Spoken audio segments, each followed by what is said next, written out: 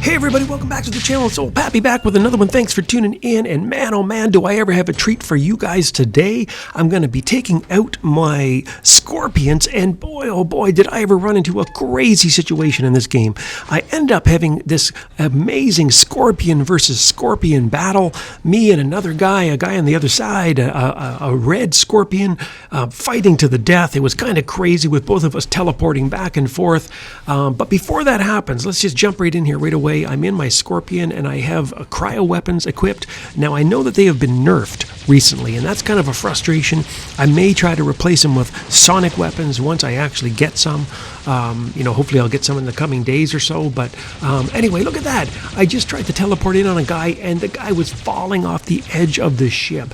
I wonder how many times have you guys had that happen? You know, when you're using your scorpion and you think you got a guy lined up 350 meters away and you press that button and all of a sudden you're like in the middle of the air or you're falling off a ledge or whatever. It's actually kind of a cool tactic to use also if you're facing somebody in a scorpion. But anyway, let's get back into the action here. This is kind of a funny little segment here. So this guy's in a Loki, and he thinks he's just Mr. Smarty Pants. He started the game, and he's run down to our end to cap the beacon. But he doesn't realize or wasn't counting on the fact that scorpions are the perfect height to hit Lokis, even when they're in stealth. And so he's trying to get a little bit lower than me, and he's going to try to shoot me and take me down.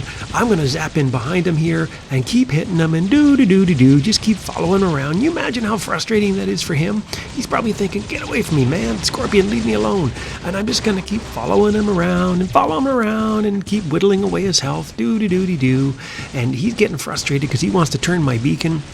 Now, I am getting hit a little bit here by somebody else's cryos, and look at that, I just got myself a little bit of help here from a teammate. A Nightingale just popped down and finished the guy off. It looked like I had whittled down his health a lot there, so thanks a lot, Mr. Nightingale.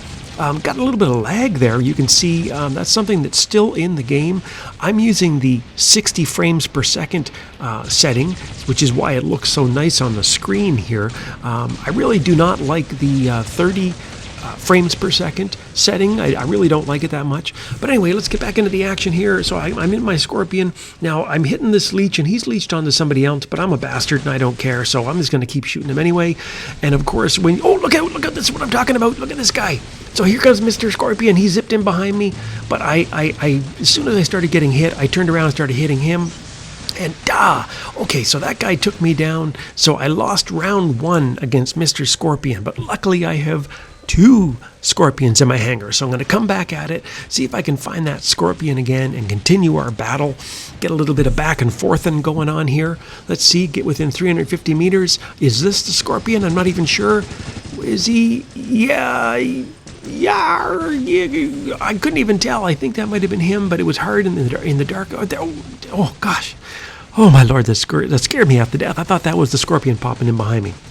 Anyway, let's go see if we can find that scorpion. Got to get within that 3. There was that, you bugger. There he is again. Get him. Got him. All right, there you go. Got him. But look at that. Isn't that crazy? What a difference the scorpion makes in terms of like the heart rate level that you have when you're playing this game. It just starts beating every time you're just like trundling along, doodly doo, and all of a sudden somebody pops behind you. I don't know about you, but it's like, to me, it's like being in one of those haunted houses. You just jump out of your pants here when someone jumps in behind you there, and you give them, you suddenly have to turn around as fast as you can and shoot them before they disappear. But anyway, let's keep rocking here. Got my scorpion. I'm waiting 3 seconds too. Can I get this guy? Who should I zap in behind? This guy's, he's kind of leeched on. I'll try. I'll get in behind him. Again, shooting a leech when he's leech is generally a stupid idea, but when they're down to a sliver of health, sometimes you can kill them really quick without your teammates taking a lot of damage, which is why I did that there. And just talking about tactics for a second, although I'm getting smacked here, aren't I? And geez, there's another guy behind me. Man, oh man. What you want to do is you don't want to get stuck into these types of brawls that I'm in right now where you're just fighting for your life. And you can see a big difference there. I just got killed. You can see what a huge difference it is with the nerf job that was done to the cryos. Because if these were the former strength cryos, I would have just wiped those guys out. There would have been no question. I would have just won those battles. And so that's something I'm going to have to consider as I go forward. And I think you guys will too if you keep using cryos, is that they really, although they're still deadly, you really got to hit and get the heck out of Dodge as soon as you get in there. You can't stick around. You can't get into a knockout, drag out fight with somebody. A lot of guys now are running atomizers or whatever the various combos of medium, heavy atomizer kind of things, and they will win. If you get into a fight with somebody, you will lose if you're just sitting there trying to hit them with cryos now. But anyway, let's get back into the action here. So I'm in my leech. I have atomizers on it, but my health has been knocked down because unfortunately there's some titans up there that are basically shaving off my health, and they of course ignore my damage resistance even when I'm leeched onto somebody. And so I really did take a beating there, didn't I? Holy mackerel. Anyway, let's see if we can get this guy. This guy's a tier, and I assume he must have modules that are giving him super extra damage resistance or extra health, because he is really resisting my atomizers. And you can see right there, even he just took me out. So that I would chalk that up to either his drone or his modules are probably the reason why he won that fight. And now let's come back at it again. You know what? I'm going to not arse around anymore. I'm going to come right in with my Ming. But I have my Ming set up different. Most of the time lately I've been using Cataclysms and Cyclones. I just think they're by far the best Titan weapons in the game. But I'm going to try using the area effect weapons instead. Here, going to give them a little smack, see if I can really cause some damage here. But I'm not a big fan of them anymore, and you're seeing why. Is that I don't know what had happened. They seem to have. I'm not saying they got a nerf. Maybe they did. Drop me a line in the comments. Let me know. They just don't seem to have the same power as they used to. And yes, I know there's a guy there who's. Using his nerf ability to basically nerf me there with his Titan. But with the 500 meter range compared to the 600 meters of some of the other Titan weapons, you really are at a disadvantage when you're using these Titan weapons. And you can see right there, I barely even did any damage to that Arthur on the other side of the map. And in the meantime, I just got my patootie kicked there. So that's not good.